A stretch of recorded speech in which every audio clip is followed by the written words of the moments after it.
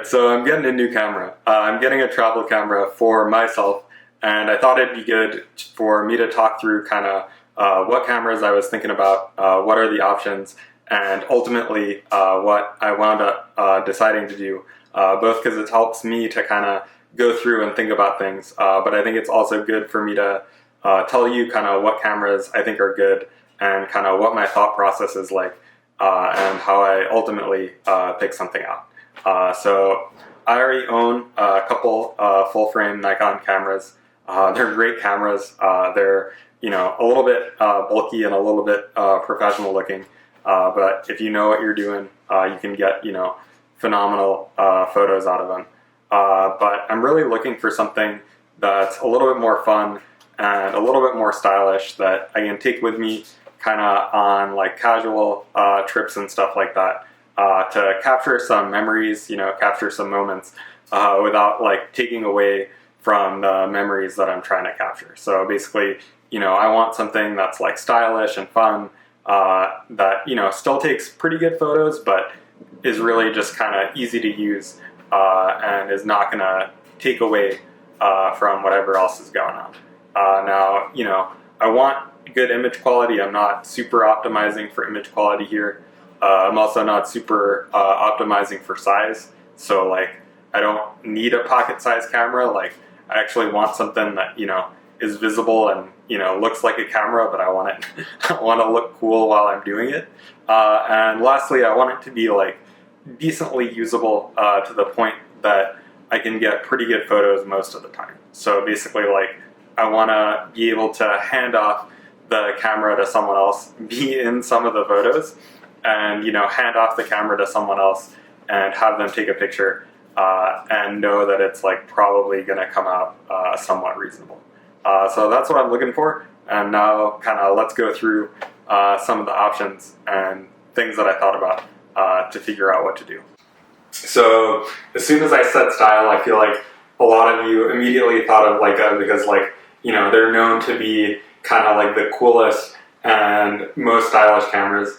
And it is something that I thought about. I think that like in terms of cameras that like look the nicest and almost like feel the most like a fashion accessory and kind of are the most kind of fun and interesting to take with you, like definitely far and away Leica M cameras I think are the best looking and definitely like the coolest to own.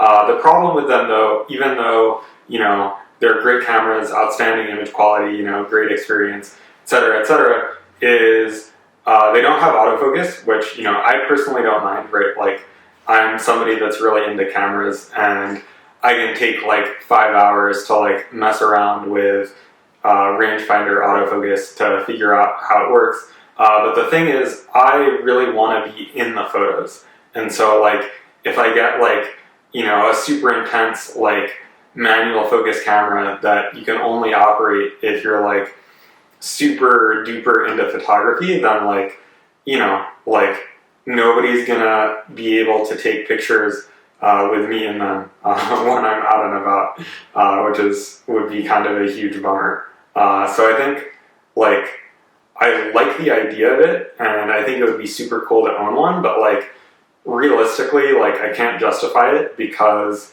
it's not something that like would kind of capture the memories that I want to capture in kind of most situations.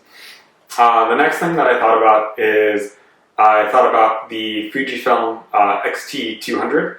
One of the reasons why I really liked it is it's not quite as stylish. Like it's definitely like has the look and feel of a lot of mirrorless cameras. Like it almost looks like a little tiny version of the Z6.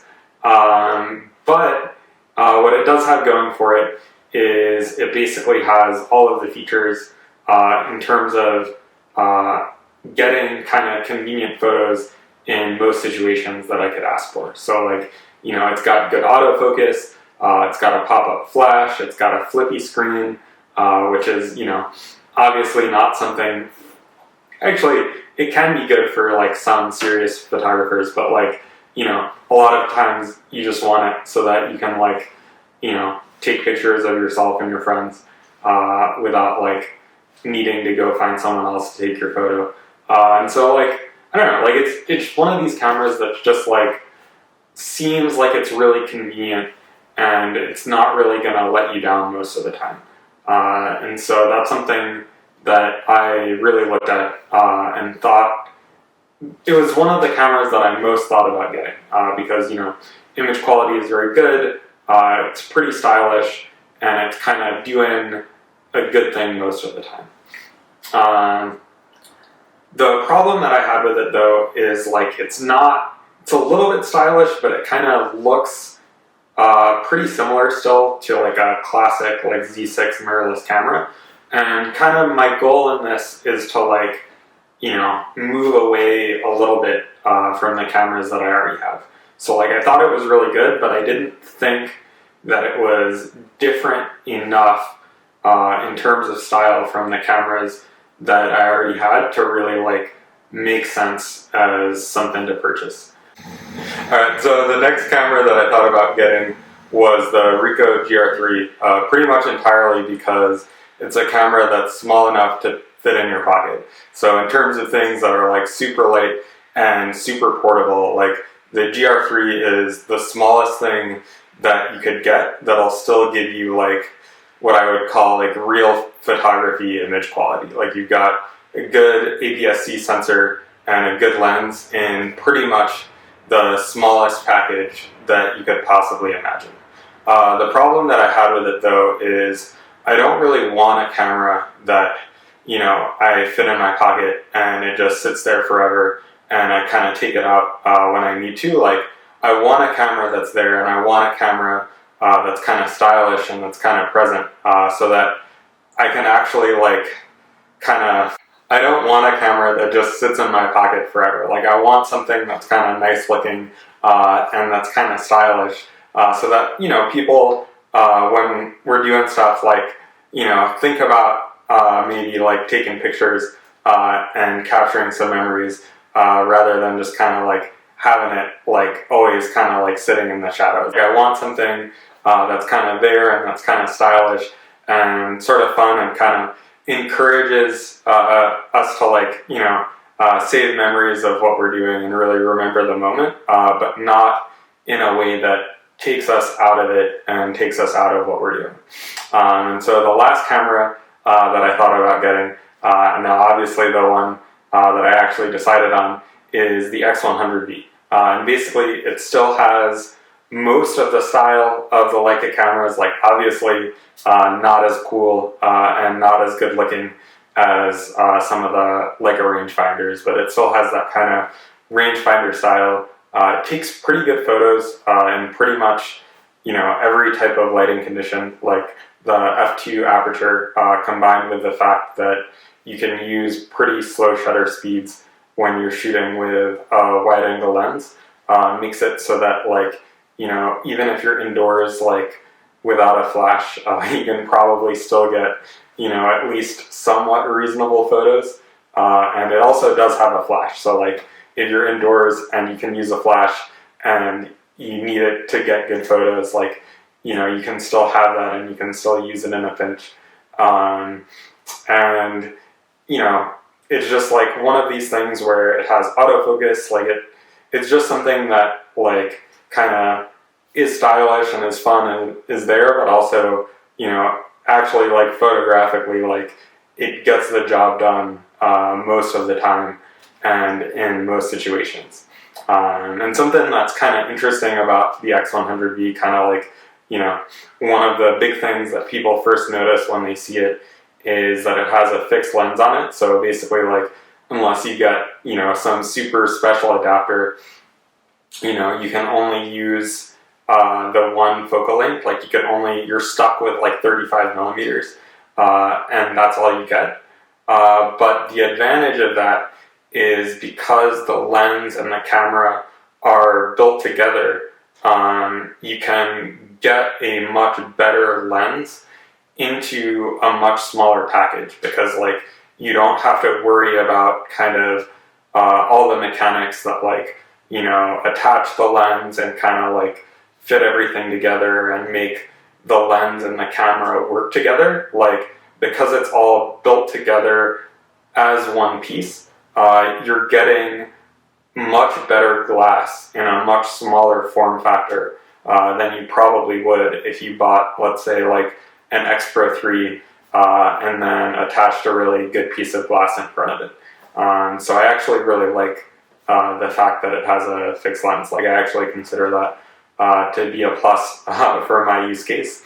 And then the other thing that kind of goes with that is, like, you know, like if I'm taking like a camera just like for fun, like, you know, just to like hang out and capture some good memories, like I'm not bringing like a full bag of lenses with me and like switching lenses in the middle of the day. Like, I want something that's like, you know, wide enough that I can capture like most of what's going on most of the time, that's like long enough that I can take pictures of people without getting too much distortion. So for me, actually, like 35 millimeters is kind of the sweet spot focal length for me most of the time. And so, like, you know, it's for the things that I actually want it for, which is basically like a small lens that can get me good pictures most of the time. Like, the lens that's fixed to the Fuji is pretty much exactly what I want. So the only thing that it's really missing, and kind of the only thing that I really wish it had, is a flippy screen. That's one of the big reasons why I debated between the 100V and the X-T200. But I kind of decided that the style points were worth a little bit more than the flippy screen, even though I do really think it would be nice to have one. The only thing that has stopped me from getting it so far is I think they might come out with a newer model, or at least I'm hoping that they will. I don't have any like rumors or anything on this, but I kind of figure like it's one of their very popular cameras, and they last updated it I think about a year ago, something around that time. And like, you know, if they added IBIS or a flippy screen, you know, I would be really happy about that. So I'm thinking about maybe holding out for another couple months before actually putting down the purchase, just to see if they come out with anything new in the meantime. But that is what I'm planning to get. And then the only other thing that I kind of felt a little bit sad about is I thought it would be really cool to own a Leica rangefinder. Like, I think there's something like just like stylistically really hip and really cool about having that, like kind of like owning like a Rolex or like a nice fast car. But I just like, I couldn't justify it. Like, it's like practically like, you know, if I want to like go out and like hang out and, you know, take some nice photos, like I don't want to like think about the camera too much, and I don't want to like deal with like, you know, am I gonna have to like teach someone how to use a rangefinder? Am I gonna like, you know, like misfocus when, you know, I'm like blowing out the candles for my birthday cake and it, you know, not gonna happen again? Like, I don't know, it's just, it's too finicky for the things that I actually want to use it for. So yeah, that's what I'm planning to get. Let me know what you think I should get, and also if you have any thoughts, comments, questions. But thanks for watching.